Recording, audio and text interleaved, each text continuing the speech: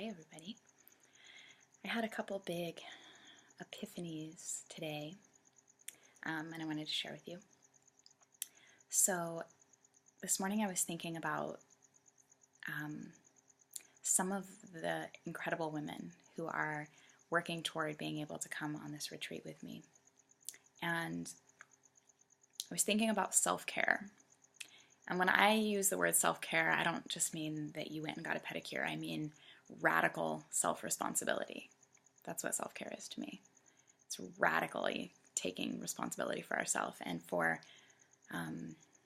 having the awareness, which you have to learn first, of where the gauge is in our tank, right? Like our gas tank, our self-care tank, what's depleting it and what's adding to it. And at any point in time, like, where are you in this tank? Are you full or are you empty? And taking the responsibility to know that you are, am I working toward it? Oh yeah. I also feel like radical self-care is about feeding from your overflow. So making yourself top priority so that you can make your kids and your partner and your family and your community and beautiful starving babies a priority, so that you can take care of all of these other things, so that you have anything at all to give when you feed from overflow, from your own overflow. And there's more about that in another video I could share below in the links. So I was thinking about this concept this morning when I was thinking about these incredible women, and they're going through big things in life, and big things that already have or do have the potential to be big tank emptiers.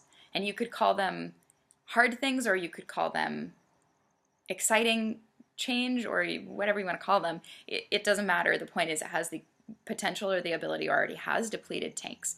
And so I started thinking about what our natural reaction to that is. And our natural reaction oftentimes is opposite of what logic would tell you. If you know I'm going to be going and doing something that's going to drastically, rapidly drain this tank, and then I can't function, and I'm empty, logic would tell you, quick, put some systems or some things in place, or do something like go get gas, fill up the tank. But what we often do is the opposite. We often have a belt tightening response. And I thought about my own situation and how that happened for me. Last year, looking down the barrel of I'm going through divorce, fear was my response. I had this thought process that went, I don't know anything. I'm terrified. Am I going to be able to keep my job? Am I going to be able to stay living where I love to be on this island? Am I going to be able to stay at my house? Are my expenses going to go way up? Is my income going to change? What's going to happen? Which was just this giant fear response, which is totally natural. And then that caused this belt tightening idea. Like, I better stop spending money. I better stop. I can't do any of these things I need to focus on. I got to work harder. I got to make more money. I got to do all this stuff. And that response came up for me again and again. And that's not what I did. I had that reaction, and at little times I acted on it. At little times I got scared and swept up in it. But for the most part, I didn't follow that. I went the other way. I booked myself on a plane to go see my parents and my sister, to spend my first Christmas single with them. I went and did my yoga teacher training that had been on the books. I didn't cancel anything. I traveled, and I took care of myself, and I leaned on people who love me a lot. And I booked myself on a spiritual Abraham cruise that I've dreamed of doing for all these years. Each one of those things, that fear response came up for in a huge way. The resistance was there. It was not butterflies and rainbows the whole way. But it was inspiration, and it was intuition that said, do it. And I listen when that happens. So I took care of myself the best I possibly could. And I am, earmuffs, I am fucking proud of that. I'm fucking proud of it. And as I was thinking this morning, I realized that, there's a lot of things in life that we don't get a choice about. we don't get a choice if we sometimes have to go through challenges. We lose a job, or we lose a family member, or we come up with an illness or whatever. We always have the choice for how we're going to react to it, for how we're going to view it, for how we're going to tell that story, for how we're going to see it. And I'm proud of the way that I try to see things in this world. But there's a whole lot of other big opportunities and decisions in life that we do have a total choice for. And things like, am I going to go on this retreat? Am I going to book that cruise? Am I going to vulnerably share this video? Am I going to all these things, right? And a lot of those are things that are radical self-care. And we're not being forced to do any of that, which makes it a lot harder decision to do those things than to go ahead and walk through the fire of the stuff we have to walk through the fire for.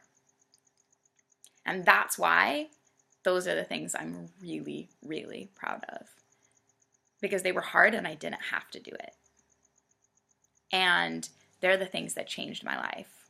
They're the things that helped me see things in a better way, and they're the things that ultimately transformed me. And I want to share those things with you. And yes, it's easy to say, like, Kara, your life is different, or it doesn't apply to me. And I'm only using my example, and your example might be something completely different. I'm sure it is.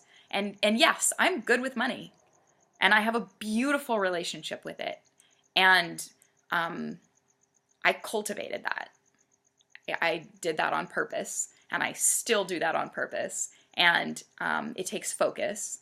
But the fact is, and someone has asked me to teach a course on it, and I will. So when inspiration says that's coming, and if you want to, just tell me. But don't freak out about it.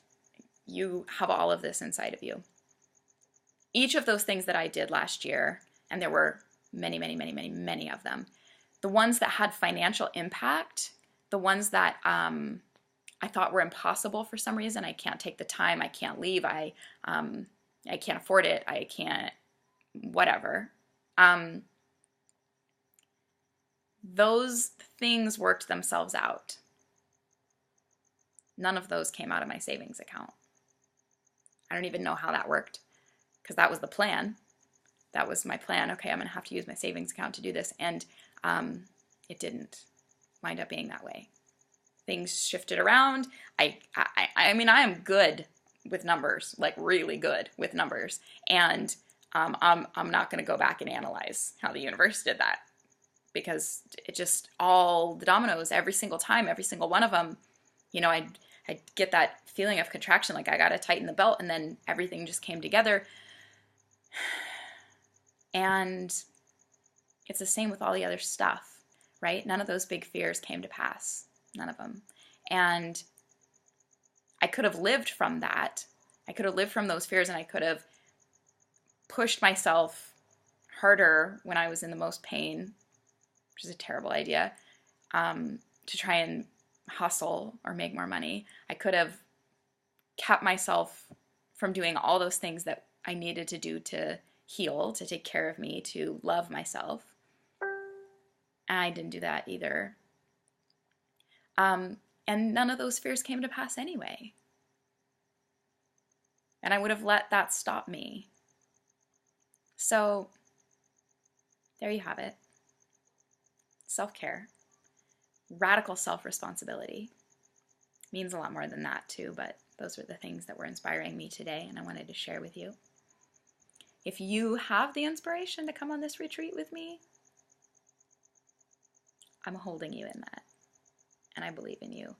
And whatever your radical self-care is, I'm holding you in that, and I believe in you. And I love you.